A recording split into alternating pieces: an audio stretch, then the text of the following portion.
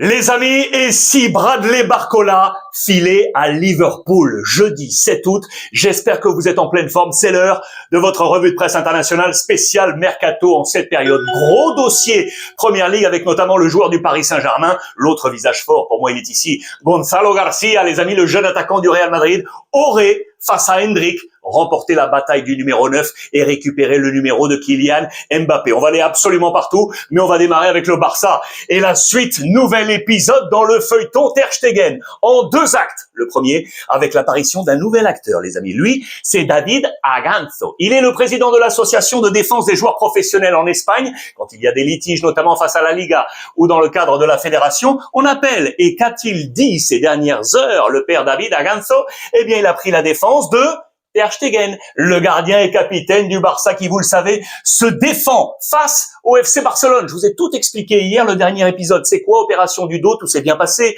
Du côté de Bordeaux, les résultats sont arrivés au bureau du FC Barcelone. Mais maintenant, le Barça attend le OK de Ter Stegen, car ce sont des données personnelles, pour pouvoir envoyer ces données à la commission médicale de la Liga, car elle et elle seule, je vous le rappelle, donne la durée d'indisponibilité de Ter Stegen. Si la durée est longue, le Barça va pouvoir lever la licence de Ter Stegen, la donner à un autre joueur qui n'est pas encore inscrit. Lui, pour la récupérer, devra attendre obligatoirement la prochaine fenêtre de mercato, soit en décembre prochain. Et lui veut jouer parce qu'il a la Coupe du Monde en tête avec l'Allemagne et qu'il a également en tête la dernière blessure et la dernière opération. C'était en décembre 2023 déjà au niveau du dos. Et à ce moment-là, l'indisponibilité n'avait pas été plus que 2 mois. Et ça, il n'est pas d'accord. Voilà pourquoi Ter Stegen n'a pas signé ce OK. Et voilà pourquoi le Barça n'est pas content du tout de l'attitude aujourd'hui de Ter Stegen. Lui a pris sa défense. Acte 2. L'histoire de Capitana, bien évidemment, les amis. Regardez, échec au capitaine. Pourquoi? Parce que le Barça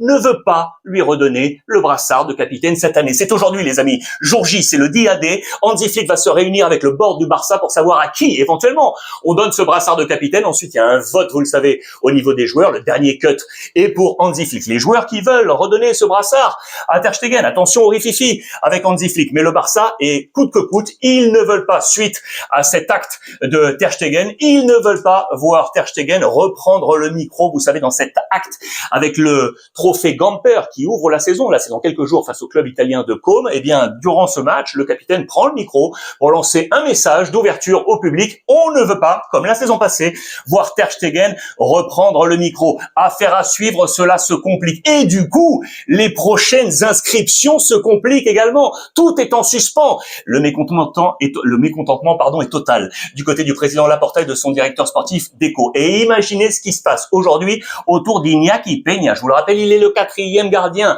et il veut sortir 1. Joan Garcia qui n'est pas inscrit, 2. Chesney qui n'est pas inscrit, 3. Ter Stegen qui est blessé, donc à date, Iñaki Peña est le seul qui peut aujourd'hui jouer en Liga. Donc on fait patienter tout ça, alors qu'il veut du temps de jeu et éventuellement sortir. Hector Fort, lui, devrait sortir. Donc les inscriptions devront attendre. La bonne nouvelle, elle est ici, puisque la mairie, ça y est, de Barcelone a donné les premiers accords pour l'ouverture du Camp Nou pour le match face à Valence, très attendu dans le cadre de la Liga. Et là, en revanche, il y a une autre mauvaise nouvelle pour Laporta. Je vous en avais déjà parlé. Le club de Cristiano Ronaldo veut faire venir, lui, Rafael Yuste, le bras droit de Laporta au board du FC Barcelone. On veut le faire venir du côté des Émirats. Je vous rappelle que l'Arabie Saoudite organisera la Coupe du Monde 2034 et dans le cartable de Yuste, on lui a mis une participation à l'organisation également de cette Coupe du Monde. Attention, on pourrait perdre un homme fort du côté du FC Barcelone. Le Real Madrid, est-ce que la connexion Mbappé-Vinicius va enfin marcher? C'est la une de Marca. C'est la mission qui est donnée notamment sur le plan offensif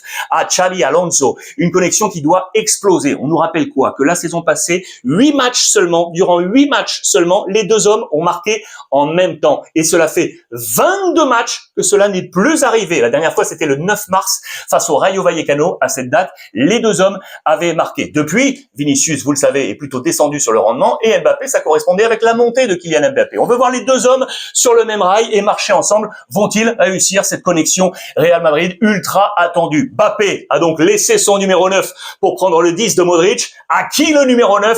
Voici les dernières informations. Je vous rappelle que les nouveaux arrivés ont déjà les maillots, avec Trent Alexander qui a pris le 12, Huysen qui a pris le 24, Raúl Asensio qui est monté de l'équipe B a pris le numéro 17 de Lucas Vázquez.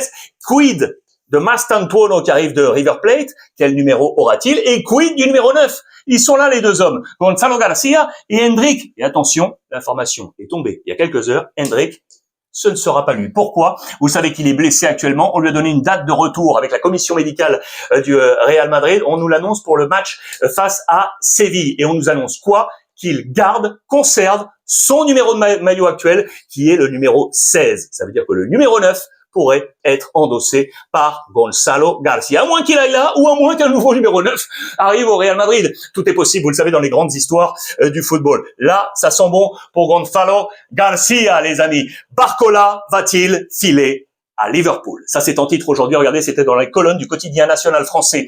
L'équipe, la piste Red. On nous l'annonce également du côté des quotidiens et des tabloïds anglais. On fait le point. Je vous rappelle que Liverpool lâche du lourd sur le plan économique. C'est le club qui, à date, a le plus, gaspillé sur la marketplace. Déjà 7 fois plus de dépenses que l'an dernier. L'an dernier, c'était là avec 42 millions d'euros. On est déjà à 308 millions d'euros. Est-ce qu'on va mettre 90, 100 millions d'euros, c'est ce qu'on évalue aujourd'hui du côté du Paris Saint-Germain, pour prendre éventuellement Barcola? Sa valeur marchande actuelle sur le marché serait à 70. Je vous rappelle que le Paris Saint-Germain était allé le chercher à l'Olympique Lyonnais pour 45,5 millions d'euros. Et voici quel visage pourrait avoir Liverpool avec Bradley Barcola, avec les nouveaux. Et qui tiquait le français Florian Wirtz, qui est ici également. Je pense à Carquez, le joueur arrivé de Bournemouth. Je pense également à Frimpong. Cette équipe a vraiment de l'allure. Attention, affaire à suivre. Qu'en pensez-vous? Va-t-il, pourrait-il, devrait-il quitter le Paris Saint-Germain pour rejoindre Liverpool? Affaire à suivre. Ce qui est sûr, c'est que cela ne fait pas les affaires d'un homme, Alexander Isak, les amis, qui veut, lui, rejoindre Liverpool à ce même poste. Et du coup, Liverpool ne veut pas attendre. Si on ferme la porte, que fait le père à Newcastle? D'autant que, regardez, il est arrivé en voiture, il est là au volant, il est arrivé au centre d'entraînement qu'il retrouvait. Je vous rappelle qu'il n'avait pas joué le stage de pré-saison, il était allé s'entraîner seul en Espagne à la Real Sociedad, son ancien club. Et ben, en arrivant à l'entraînement, cet homme, Eddie Howe, le coach, lui a dit: dehors, tu t'entraînes pas avec nous, tu t'entraînes tout seul. C'est aussi simple que ça. Alexander Isak, les amis, est dans une impasse aujourd'hui. Regardez, c'est très clair. Il est également à la une du Times. J'en profite parce que regardez ça aussi. Ça, c'est intéressant. Jack Grealish, qui est à la recherche d'un club, Manchester City. On nous annonce que les Toffees, Everton est sur le coup. C'est très sérieux. Mais City, du coup, veut un prêt payant. Pourquoi? Parce que le salaire est énorme. 300 000 livres par semaine. Il faut ventiler tout ça. Donc oui, ok. Mais ce serait à condition d'un prêt payant. Que va-t-il se passer avec notre affaire Grealish? Effet papillon de tout ce qui se passe en Première Ligue. Randal Colomoni, un mal pour un bien pour lui, parce qu'il pourrait du coup rester à la Juve. Je vous explique. Je vous rappelle que le Paris Saint-Germain, Luis Enrique, il n'est pas dans les plans du coach espagnol du Paris Saint-Germain, mais le PSG veut récupérer de l'argent. On l'avait payé cher, plus de 90 millions d'euros. Randal Colomoni à l'Eintracht Francfort, et que pour l'instant, les clubs capables de venir le chercher sont en train de trouver, eux, des solutions. Je pense à Cesco, Manchester United, rien n'est fait, bien évidemment. Hein. Liverpool, avec donc soit Barcola, soit le dossier Isak. Je pense du coup à Newcastle qui, pour compenser, irait chercher Jackson à Chelsea. Je pense à Darwin Núñez avec Al Hilal qui va le chercher. Il reste un club qui est là, Tottenham. Peut-être que Tottenham pourrait éventuellement appeler le Paris Saint-Germain pour Randal Colomoni. Mais ça va en faveur de la Juventus de Turin pour conserver Randal Colomoni. La Juve qui veut se défaire, vous le savez, de Vlahovic. L'option, c'est l'AC Milan. Ça, c'est une affaire sur laquelle on va revenir. Je reste un instant sur la Juve et la Première Ligue. Très intéressant également ce dossier. Nico Gonzalez, les amis. Nico Gonzalez. 12 mois après son arrivée de la Fiorentina, eh bien, il pourrait repartir parce que lui aussi veut jouer la Coupe du Monde. Je vous rappelle que la dernière, 2022, il était dans les plans de Scaloni. Blessure à une semaine du démarrage. Il est sorti du groupe et il n'est donc pas champion du monde. Il était venu, oui, célébrer avec les Messi, les Di Maria, les Otamendi. Il était alors joueur de la Fiorentina, mais il veut jouer cette Coupe du Monde. Aujourd'hui, à 27 ans, il est à un tournant. Regardez, rappel de sa carrière, Argentino Junior, puis Stuttgart, ici, la Fiorentina, le passage à la Juve, il faut absolument qu'il joue. Je vous rappelle que la Première Ligue avait déjà pensé à lui. Brentford l'avait une première fois appelé, il avait choisi la Fiorentina. Tottenham l'avait ensuite appelé, il avait choisi la Juventus de Turin. Aujourd'hui, deux clubs sont également en observation. L'Atlético Madrid et l'Atalanta Bergame, l'après Lookman, bien évidemment. Sauf que on ne veut pas attendre du côté de la Juve, on a besoin de capitaux. Et du coup, deux clubs anglais aujourd'hui intéressés, Everton et Fulham. Everton et Fulham. Nico Gonzalez, les amis. Où va-t-il aller? Valeur marchande actuelle, 24 millions d'euros. Douglas, lui aussi, vous le savez, va rejoindre la première ligue. Nottingham Forest, voilà qui va permettre à la Juve d'accélérer pour aller chercher Yulman, le capitaine Sporting Portugal, même si le Sporting fait le forcing. Vraisemblablement, si la Juve y arrive, ça pourrait renforcer, vous l'aurez compris, ce dispositif actuel. Regardez ça de Igor Tudor. Je vous emmène notamment, regardez ce triptyque d'attaque, Conceição, Yildiz et Jonathan David. Les amis, l'arrivée de Jonathan David change complètement le dispositif offensif. Igor Tudor, il lui ajoute des options. Ça, c'est bien. Regardez, c'est ici avec sa capacité de buteur. 2 options notamment. Il est ici dans ce triptyque, donc je répète, avec Conceição et Yildiz. Mais du coup, si Randal Colomani reste, regardez la puissance ici. David, Yildiz, Randal Colomani, parce que Jonathan David sait jouer également dans ce type de position. Igor Tudor, j'adore cette équipe de la Juve en version XXL également. Que va-t-il se passer du coup avec Vlahovic, les amis? Va-t-il, oui ou non, venir de l'AC Milan, de la Juve à Milan? C'est ce qu'attend également Max Allegri. Transfert du côté de Milan, on attend un numéro 9, avec donc soit Vlahovic, soit cet homme dont je vous ai déjà parlé, Højlund de Manchester United. Les 2 options sont là, je vous le rappelle. Le Serbe, 25 ans aujourd'hui, son contrat se termine en 2026. Voilà pourquoi la Juve veut capitaliser. Je vous rappelle également son salaire. On est à 12 millions, sa valeur marchande est à 20. Regardez le salaire, la différence avec aujourd'hui Højlund. Regardez, 4 fois moins. On est à 3 millions. Voilà pourquoi l'affaire est plutôt à tendre ici. Le contrat est jusqu'en 2028 du côté de Manchester United. Affaire à suivre également pour l'international danois. Lequel va venir à Milan? Affaire à suivre. Max Allegri qui attend également des solutions en défense, vous le savez, avec soit peut-être le départ de Thio. Newcastle serait sur la piste. On avait parlé également d'un échange avec Vlahovic, avec la Juventus. La Juve semblait intéressée par Thio. Et on attend toujours l'arrivée d'Atekame en provenance des Young Boys de Berne. Le défenseur est attendu du côté de Milan. Défense également du côté de l'Inter, puisque c'est toujours le même dossier. Léoni, le défenseur central de Parme.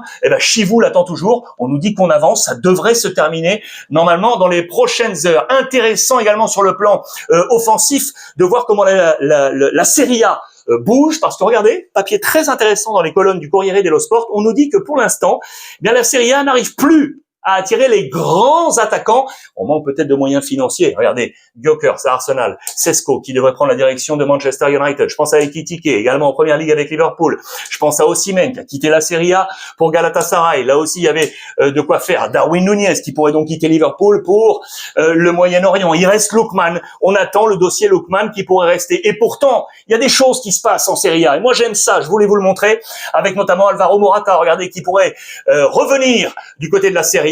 Il appartient à Milan, il était prêté la saison passée du côté de Galatasaray. Il pourrait signer à Côme, les amis. L'aventure de Cesc Fabregas, je vous en avais déjà parlé. Il veut jouer la prochaine Coupe du Monde. Il doit jouer dans cet effectif. Je vous rappelle que Côme est le nouveau riche en Italie. 10 transferts pour 104 millions d'euros pour le petit club de Côme, mais qui a l'air insolide financièrement. Regardez pour preuve, c'est le 2e au ranking des clubs investisseurs sur ce marché des transferts, devant l'Inter, l'Atalanta, le Napoli, et juste derrière la Juve, 118, 104 millions d'euros. Il y a aussi des affaires du côté du Torino. Regardez, ça aussi c'est intéressant. Avec El Cholito, Simeone qui quitte le Napoli pour rejoindre le Torino du coach Baroni et de l'international marocain Abou Khlal. Vous le savez, arrivé du TFC. Je voulais vous montrer les différentes positions possibles et notamment l'association là entre ces deux hommes. Il est là, Simeone, pour être en concurrence avec Zapata. La position d'Abou Khlal là, vous le voyez dans différents schémas. Ces deux hommes peuvent se retrouver. Ça pourrait être un schéma très intéressant, offensif pour Baroni. Affaire à suivre avec El Cholito. En parlant de Naples, justement. Regardez ça également. L'année 2 de Conte, normalement, ça marche toujours. Et dire qu'il a déjà été champion avec le Napoli, que va-t-il faire en année 2? Pourquoi? Regardez, on revient dans les colonnes d'Il Mattino ce matin. Année 2 à la Juventus de Turin, il avait été sacré champion. Année 2 à Chelsea, il avait pris la FA Cup. Année 2 à l'Inter, il avait été sacré champion. Que va-t-il se passer année 2 au Napoli? Les transferts et les renforts sont attendus avec notamment des Espagnols, avec Juanlu du FC Séville et Gutiérrez, vous le savez, de Girona, et on attend la sortie de Raspadori qui devrait filer du côté de l'Atlético Madrid. Un magicien en Serie A, Harry Potter, se transforme en Sarri Potter. Regardez, je vous montre ça pour vous donner également des nouvelles de Matteo Guendouzi, ancien de l'Olympique de Marseille. On compte sur lui. Sarri est revenu, vous le savez, à la Lazio. Voici le plan de travail du milieu milieu de terrain. C'est de là que la magie doit sortir, avec notamment Matteo Guendouzi. Je voulais vous parler des autres magiciens en Serie A, parce qu'il y a des talents qui sont arrivés. Ok, on a été critiques, certains ont dit, oh, c'est la maison de retraite, la Serie A. Regardez avec ce dessin très marrant, avec Modric, De Bruyne, ou encore Mkhitaryan. J'adore ce dessin, et pourtant, c'est vraiment de la magie qu'on va avoir avec le Ballon d'Or du côté de Milan. On pense également à Çalhanoğlu du côté de l'Inter. On pense donc à De Bruyne, au Napoli, un peu plus jeune avec Yildiz, bien évidemment, du côté de la Juve, ou encore Dybala à Rome. Ils sont là, les magiciens. Rome va avoir besoin de la magie de Dybala, les amis, car hier, en amical, il y a du boulot pour Gasperini. 4-0. Ils ont pris 4-0 face à Aston Villa.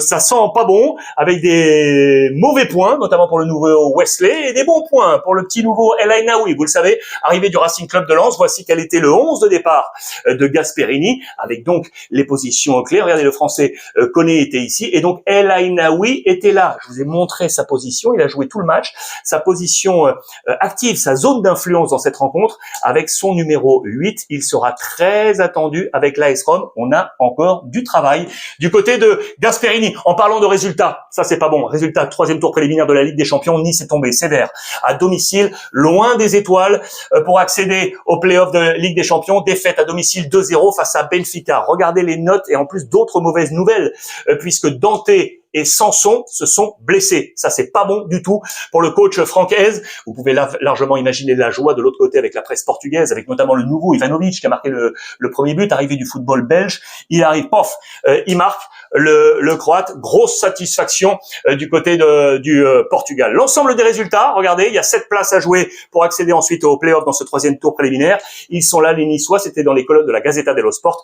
Je vous rappelle que le retour est mardi prochain pour affronter le vainqueur de Feyenoord-Fenerbahçe, Mourinho, qui a perdu 2-1. Attention, on est dans les corps du côté de José Mourinho. Mercato, parce que je sais que vous adorez ça également, savoir ce qui se passe dans les clubs. Regardez, on change de board au Bayern Munich. Je vous explique. Lui au milieu, vous le connaissez. C'est Max Erbel, le directeur sportif du Bayern Munich. Qu'est-ce qui s'est passé? Lui, vous le connaissez peut-être pas.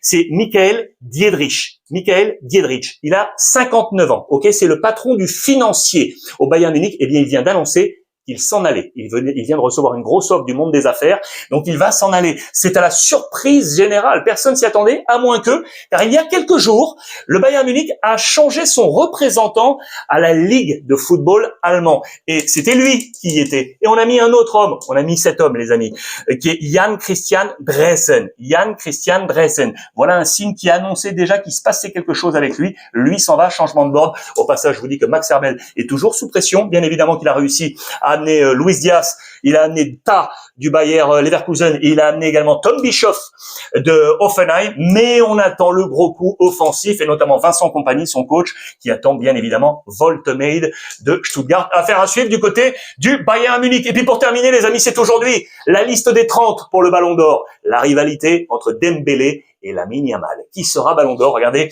c'est à la une, avec notamment en Espagne, logiquement, où on défend Lamine Yamal, bien évidemment, et du côté de la presse italienne, eh bien, on est plutôt en faveur, regardez, de Dembélé. C'est l'heure de Dembélé. Les 30 seront donnés là. Attention, en Italie, on nous dit tout de même qu'il y a d'autres Parisiens qui pourraient, du coup, récupérer des votes et, par effet domino, ne pas tomber dans l'escarcelle d'Ousmane Dembélé. On pense à Donnarumma ou encore à Doué. Que va-t-il se passer? La liste des 30, c'est aujourd'hui. On va regarder tout ça et faire le point demain, bien évidemment, dans la prochaine édition. En attendant, vous me laissez tous vos commentaires comme d'habitude. Je vais les récupérer, les lire avec énormément de gourmandise. On va passer une bonne après-midi ensemble. On échange sur les réseaux sociaux. Et n'oubliez pas, important, profitez des vôtres, les amis.